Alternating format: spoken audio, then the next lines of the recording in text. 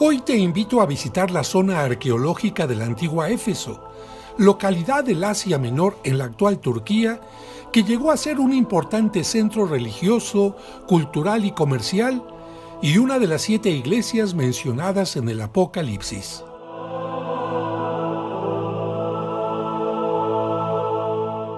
Aquí vivió San Pablo a partir del año 54, más de 2 años, y posiblemente escribió aquí las cartas a los colosenses, efesios, filipenses, a Filemón y una parte a los corintios, algunas de ellas estando en prisión.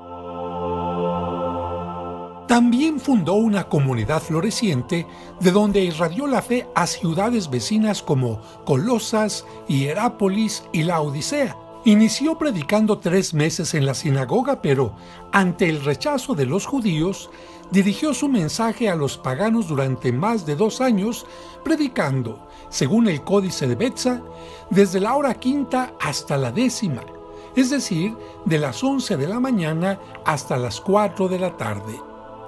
Y aunque llegó a ser encarcelado por sus enemigos, su palabra logró que se quemaran varios libros de magia.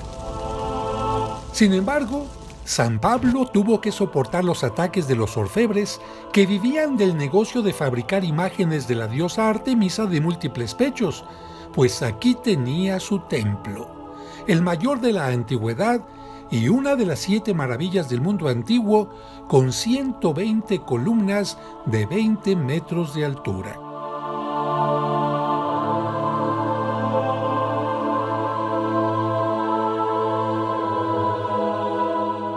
De estas columnas, solo sobrevive una en el lugar. Y 8 se trasladaron a Constantinopla para ser colocadas en la Basílica de Santa Sofía. Antes de dejar la ciudad, Pablo denunció a quienes se hacían pasar por apóstoles de Cristo. Éfeso recibió también a San Juan y muy probablemente a la Virgen María. Y aunque el apóstol fue desterrado por el emperador Nerva a la isla de Patmos, donde escribió el Apocalipsis, regresó para morir ahí.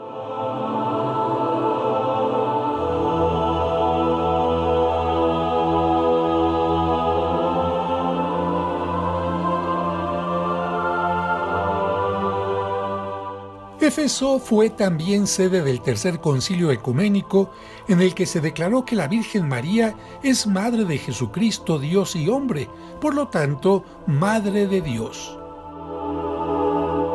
La ciudad contaba con el derecho de asilo, respetado por persas, macedonios y romanos, y aunque fue renovada en tiempos de Nerón, perdió importancia a partir del año 262, cuando fue arrasada por los godos.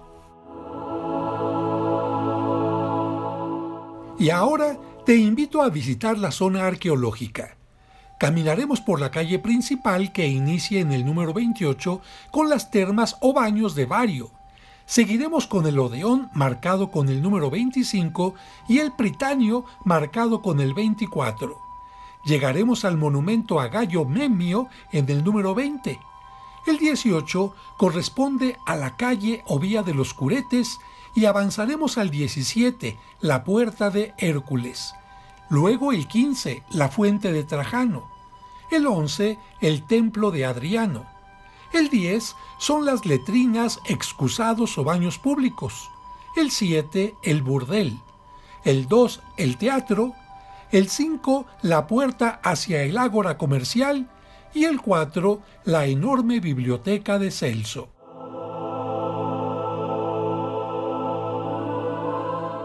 Ya con boleto en mano, nos acercamos a la entrada.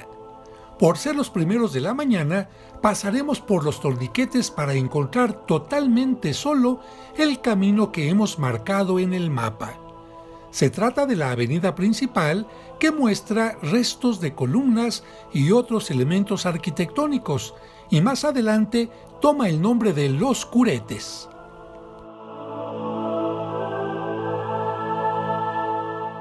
Lo primero que vemos son las ruinas de las termas o baños de Vario del siglo II, que estaban cubiertas por mármoles y mosaicos y también servían como gimnasio.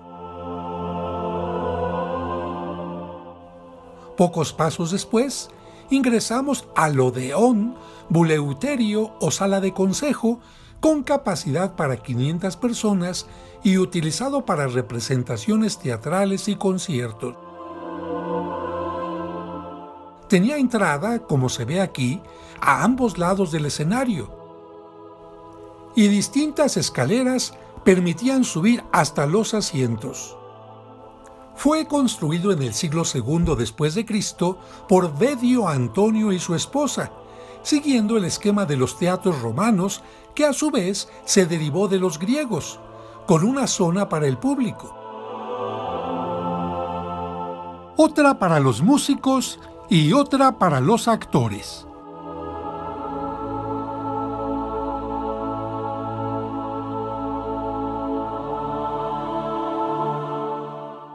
Los agujeros que se ven en esta columna muestran cómo las diversas partes de la columna se unían por medio de elementos metálicos o grapas.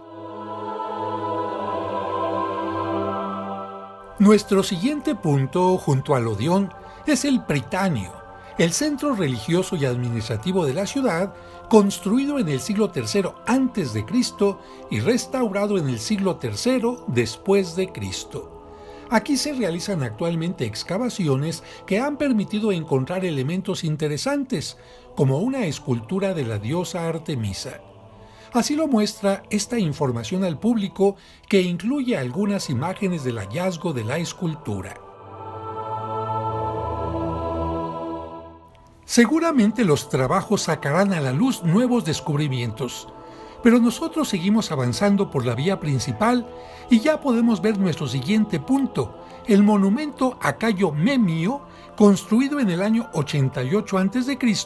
como homenaje al arquitecto del mismo nombre, constructor del acueducto de Éfeso y nieto del dictador Sila. Lamentablemente, queda muy poco del original.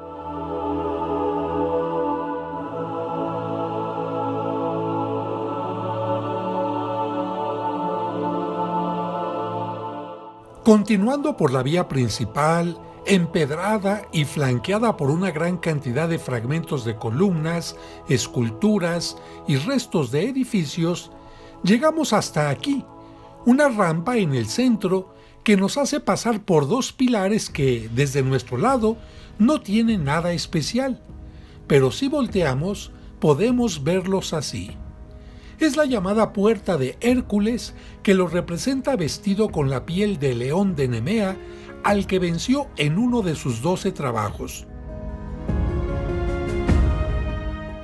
Los pilares son del siglo II después de Cristo y se colocaron aquí entre los siglos IV y V después de Cristo para indicar el inicio de la Avenida de los Curetes y el final del camino para los vehículos, porque el resto de la avenida, que llega hasta la biblioteca de Celso, estaba reservado para los peatones. Y mientras caminamos por la avenida, nos imaginamos a los personajes que la habitaron o visitaron.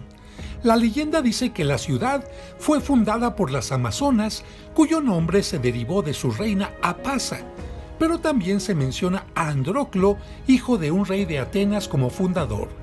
La gobernaron jonios, griegos y romanos, pero la mayoría de los vestigios que se conservan pertenecen a la época de Lisímaco del año 287 a.C.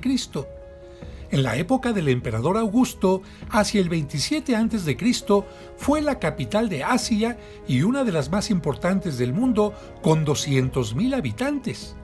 Cicerón, Julio César, los emperadores Trajano y Adriano, así como Marco Antonio y Cleopatra, estuvieron aquí. Hacia el año 37, San Juan llegó a Éfeso con la Virgen María y entre el 53 y el 54, San Pablo y San Lucas. En el año 431 se reunió aquí el Tercer Concilio Ecuménico, en el que se estableció que la Virgen María es Madre de Dios y en el año 565 se construyó la basílica sobre la tumba del apóstol San Juan. Pero ya llegamos a los restos de la fuente de Trajano, primer emperador romano de origen español que gobernó entre los años 98 y 117, logrando una gran extensión militar. La fuente se la construyó y dedicó Claudio Aristión entre los años 102 y 114. Estaba presidida por una gran estatua del emperador, flanqueada por otras esculturas de dioses, héroes y miembros de la familia imperial, de las que se han encontrado algunas. Continuamos el recorrido por la Avenida de los Curetes, que por cierto era el nombre que se utilizaba para nombrar a los semidioses y también a un tipo de sacerdotes. Y mientras caminamos, imagínense esta calle totalmente iluminada por la noche porque Éfeso fue la primera ciudad del mundo que se preocupó de que sus calles principales tuvieran luz. Y para cambiar moneda no había problema, porque los bancos más antiguos fueron los templos, siendo uno de los más importantes el famoso templo de Artemisa. Ya al fondo se ve la biblioteca, pero nosotros damos un vistazo a una pequeña calle que confluye en la principal y también miramos hacia atrás para ver cómo el terreno hacia el puerto va descendiendo.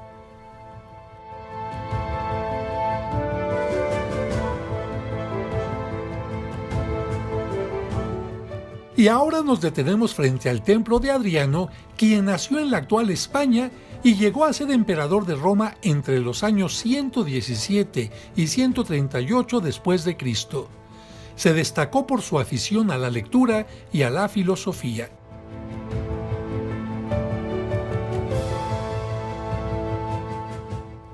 El templo se construyó en estilo jónico cuando el emperador vivía y fue restaurado por el emperador Teodosio en el año 391. Tiene columnas y pilastras corintias y un delicado friso con escenas de Andróclo, hijo de Codros, rey de Atenas, de quien se dice que fundó Éfeso después de matar a un jabalí. Los relieves del friso son estupendos.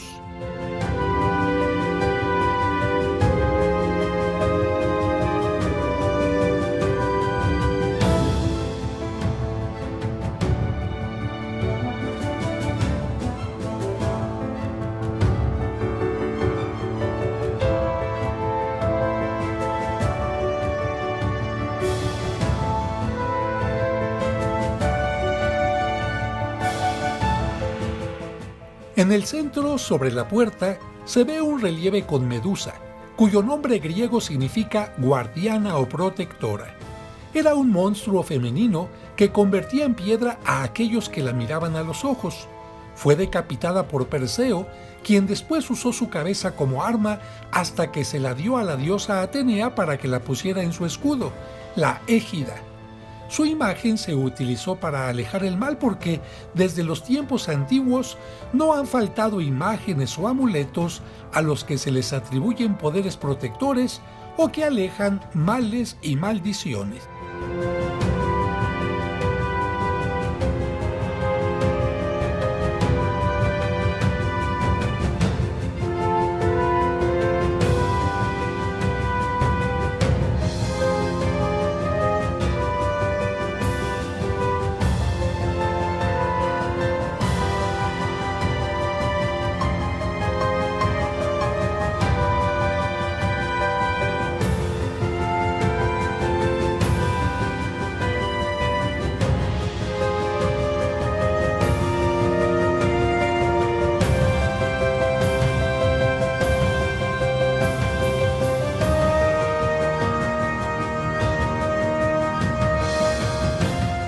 Dejamos el templo de Adriano y continuamos el recorrido por la calle de los Curetes.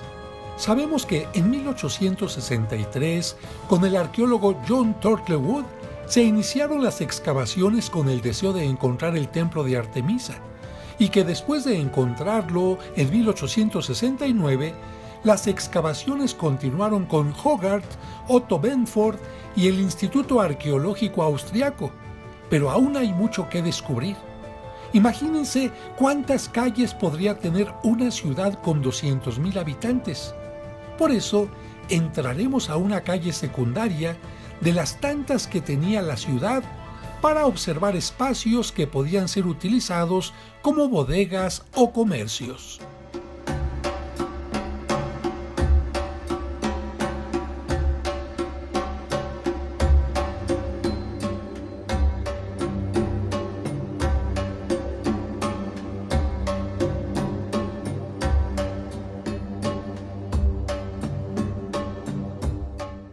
En uno de los pilares llama la atención la imagen de la diosa Artemisa como protectora del lugar.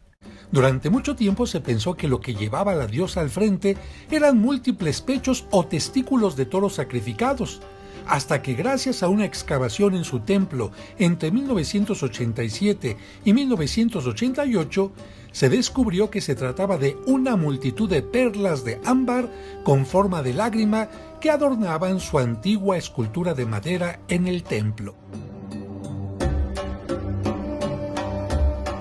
Y ahora nos acercamos a las letrinas o baños públicos que se utilizaban para evitar que la gente hiciera sus necesidades en la calle. Roma llegó a tener una 144 con 4,000 espacios, y este es un ejemplo de las de Éfeso con 48 espacios a los que se accedía por esta puerta mediante un pago.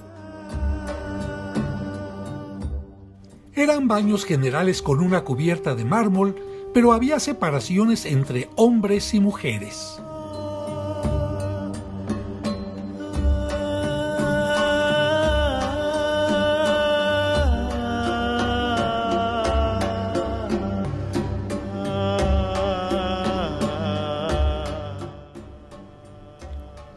Así se ven desde la parte de arriba.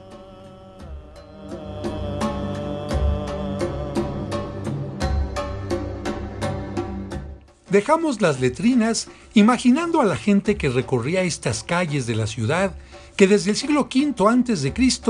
permitía la integración de los extranjeros y daba tanta importancia a la educación y a la cultura, que llegó a ser cuna del poeta Calino, el pintor Parrasio, el filósofo Heráclito y, algo insólito en la antigüedad clásica, tuvo mujeres artistas.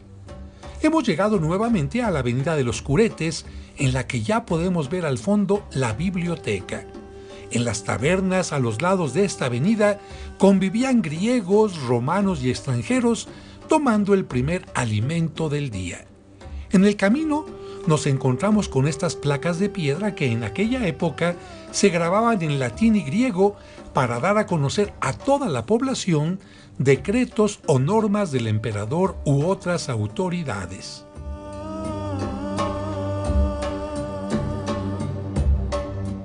En otras ciudades romanas también se han encontrado placas en metal con un mismo texto en diversas lenguas, especialmente griego y latín.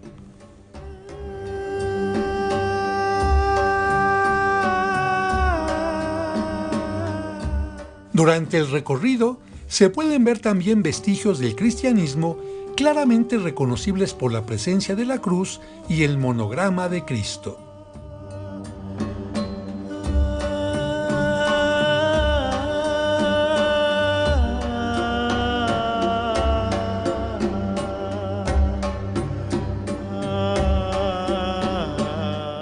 Y antes de llegar a la biblioteca, es importante observar esta fotografía que muestra su estado en 1970, con solo las bases de algunas columnas y fragmentos de las esculturas de la fachada. Solo así podemos valorar los trabajos de restauración que se han hecho en los últimos años. Esta otra imagen nos ayuda a entender cómo lucía su interior en sus mejores tiempos, con un gran espacio para las mesas de lectura y 2 niveles para la custodia de los libros, que en aquel tiempo eran rollos. Así se ve la majestuosa fachada ya restaurada con piezas originales.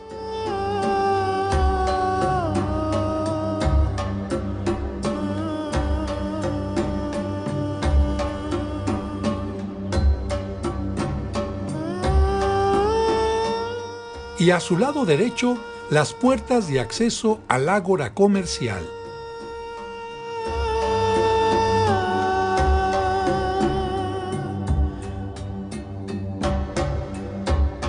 En la parte baja de los nichos de las esculturas están escritos en griego los nombres de 4 virtudes: Sofía, sabiduría; Arete, valor; Enoia, reflexión; y Episteme, conocimiento.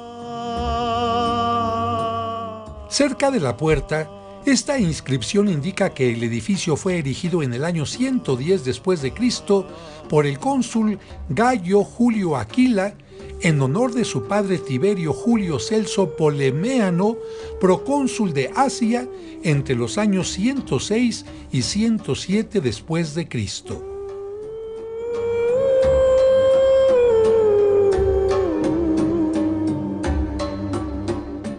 La fachada está sostenida por 4 columnas dobles, entre las que hay 4 nichos que enmarcan las esculturas de las 4 virtudes ya mencionadas, mismas que se consideraban las 4 virtudes de Celso. El edificio es de planta única y se accedía a él a través de 9 escalones de mármol. Tenía 3 puertas, siendo la central más grande que las laterales, pero todas ellas están adornadas con ventanas situadas sobre su dintel.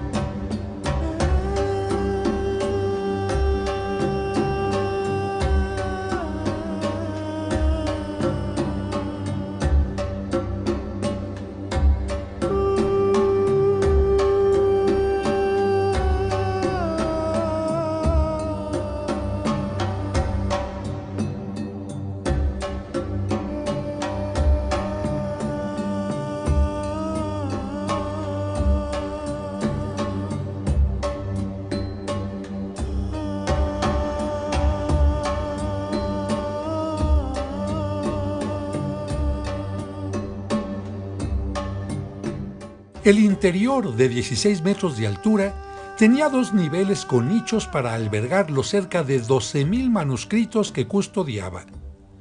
En la planta baja, la gran sala de lectura, a la que las ventanas, gracias a su orientación hacia el este, permitían el paso de la luz a primeras horas de la mañana, para que, como decía Vitruvio, beneficiara a los madrugadores. En el segundo piso no había sala de lectura y era solo espacio para guardar parte de los manuscritos. Pero, además de los rollos, llegó a guardar algo muy singular.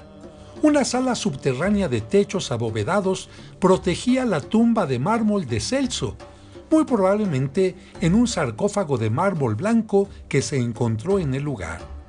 Esto fue un honor especial para Celso porque era poco habitual que alguien se hiciera enterrar en una biblioteca o incluso dentro de los límites de una ciudad. Este edificio se considera importante por ser uno de los pocos restos de lo que era una biblioteca en los tiempos de la antigua Roma. También muestra que las bibliotecas públicas no solo se construyeron en Roma, sino a lo largo de todo el Imperio Romano. Lamentablemente, hacia el siglo III después de Cristo, primero un terremoto y después un incendio provocado por los godos en el año 263 destruyeron gran parte del edificio hasta que entre los años 1970 y 1978 se realizó una restauración masiva que se considera bastante fiel al edificio histórico, en el que la fachada frontal es un claro ejemplo de la arquitectura romana pública y sirve de ejemplo para otras bibliotecas, peor preservadas, de otras zonas del imperio, puesto que es posible que se albergaran colecciones de literatura en otras ciudades romanas para beneficio de los estudiosos y de los viajeros.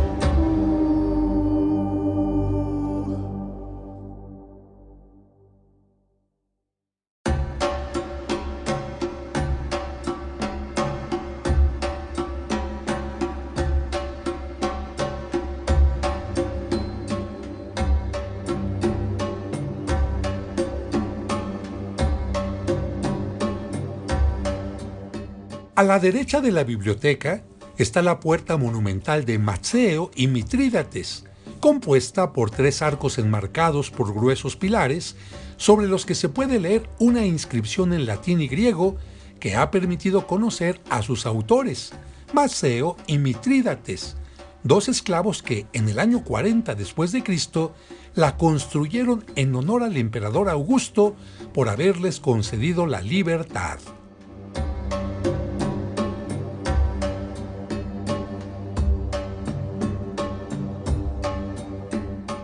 La puerta daba acceso al mercado de la ciudad y al ágora, zonas muy cercanas al puerto, de las que se conservan algunas columnas.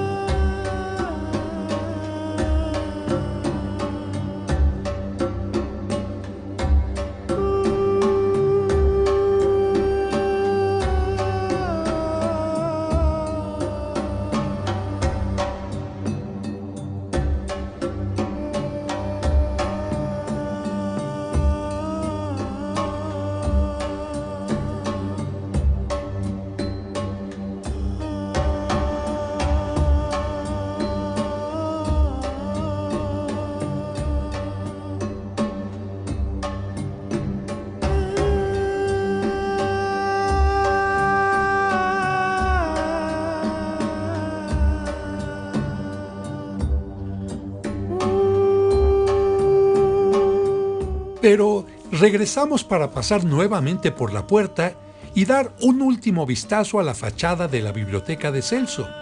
Luego continuaremos nuestro recorrido.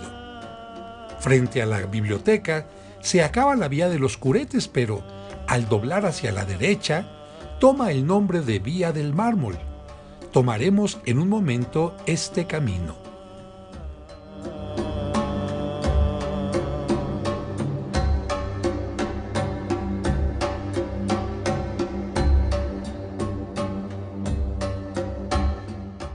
La Vía del Mármol conducía al teatro que se ve al fondo. Pero a mitad del camino se encontraba un anuncio muy peculiar. Algunos dicen que se trata del anuncio más antiguo de la historia. Este anuncio mostraba un pie, un corazón y el rostro de una mujer. ¿De qué se trataba?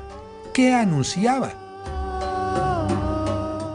La dirección hacia el burdel. Pero hemos llegado ya al teatro, uno de los edificios más impresionantes de la ciudad, que originalmente fue un teatro de tipo griego, pero en el siglo I después de Cristo, los romanos lo restauraron, adaptaron y ampliaron para que tuviera capacidad para 25,000 personas. Entramos ahora por uno de sus pasillos para poder observar la cavea, o zona para espectadores construida sobre la colina.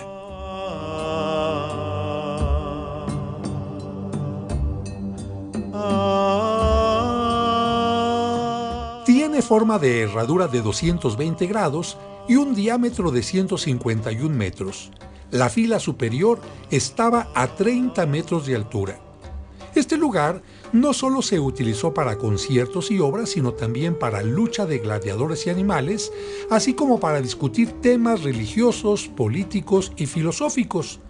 Fue aquí donde San Pablo predicaba a los efesios cuando un orfebre llamado Demetrio y sus compañeros artesanos, que fabricaban imágenes de la diosa Afrodita, provocaron una protesta pública contra el apóstol gritando: «¡Grande es Diana de los Efesios!».